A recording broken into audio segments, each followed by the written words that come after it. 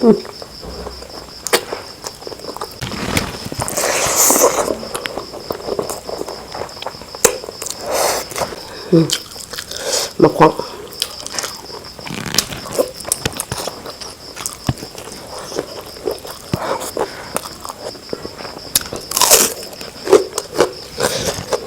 Nên cái món ăn mình cha món ăn này nè.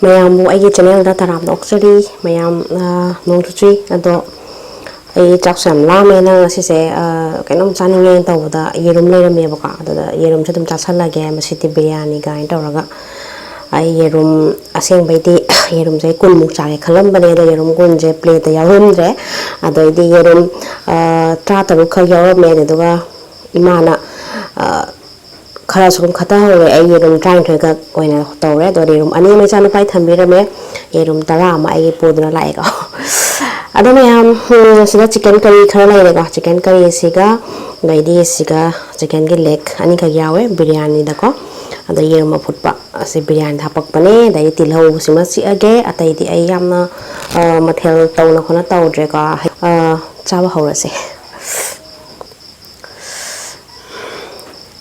chicken makhong sida lai de makhong se ta hawra sida makhong sida hawra ge da yerum dai hawra ge da yerum mai yana nang hajen ge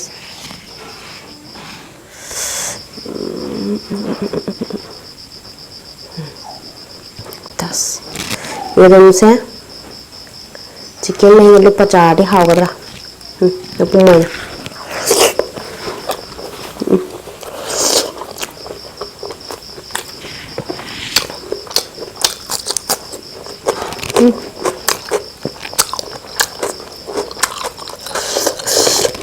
Miku chả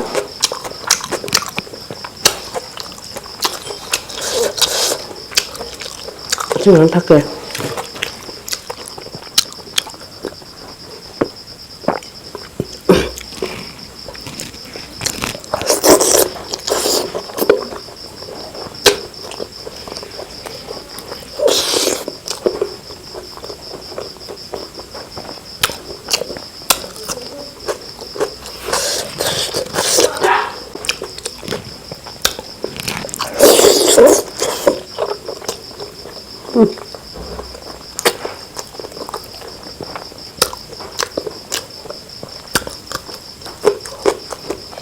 làm tỉa hả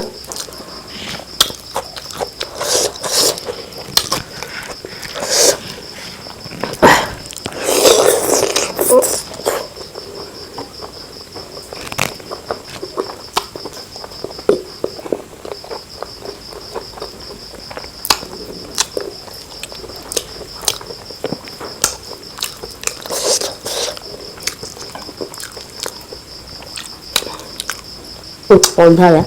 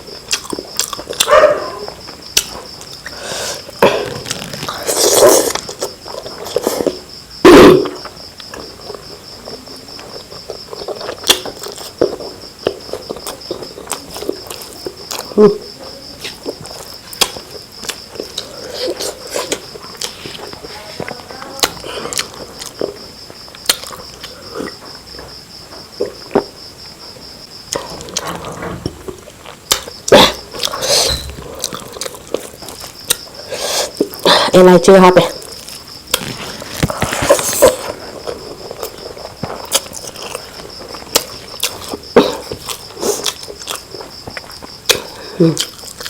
mộc khoáng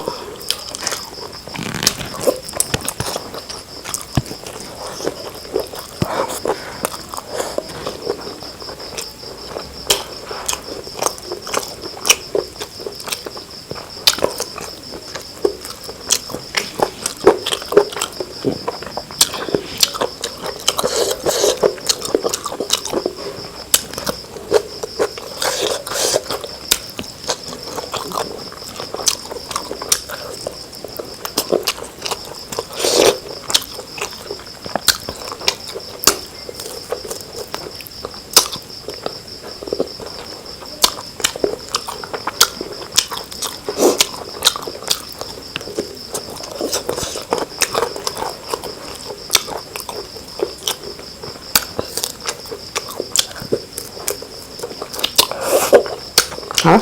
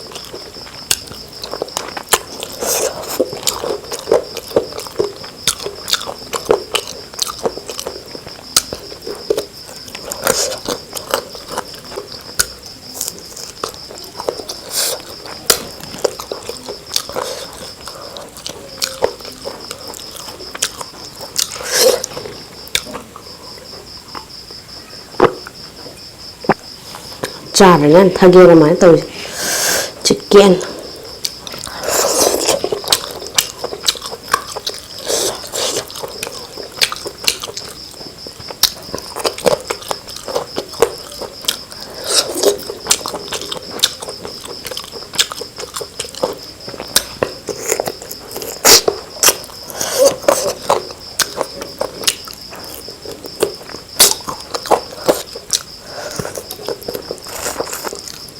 Chicken sih gravy sih cah ni kok.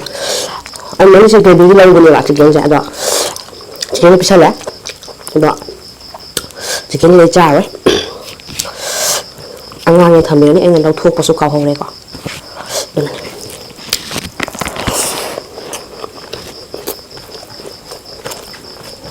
Anh là hiện nguyên nguyên canh mà.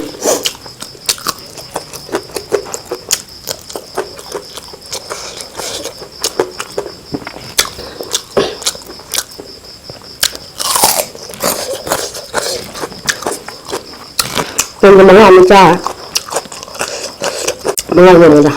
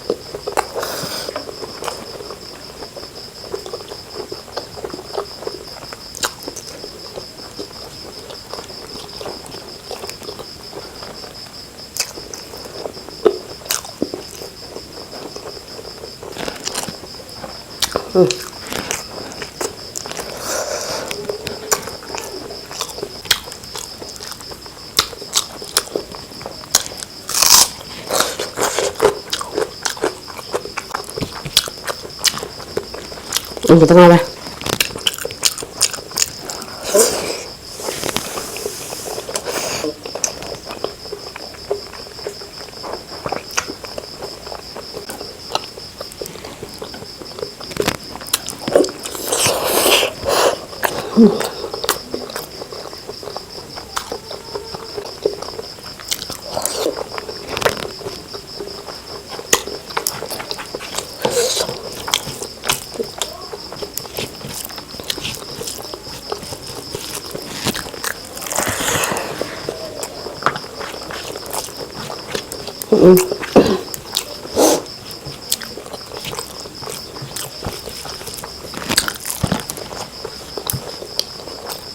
Một em đó.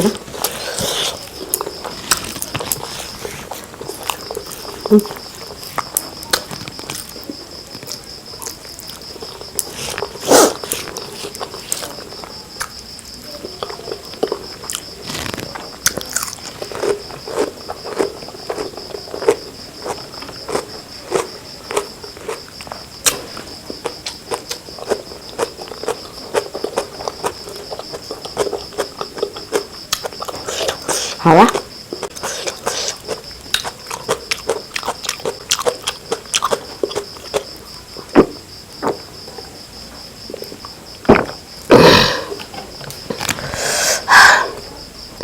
Biryani sih di hinjang ya, udah nasi asam coba ya pun hinjang yang canggung juga, itu gaya ini kita nggak tahu cara namanya chicken sih, lalu bani apa yang jangan lupa caca chanu, atau ya rumah sih, ya rumah sulah ya, ya rumah jadi katang jul, wah hau dria ba, aduh tahu punya ba, aina alu kerap jalur ya ba, alu ya ram jaga di sini tuh cakai tahu ba, terus si alu ya ba betul ba, canin dria ba, ya rumah canin ba.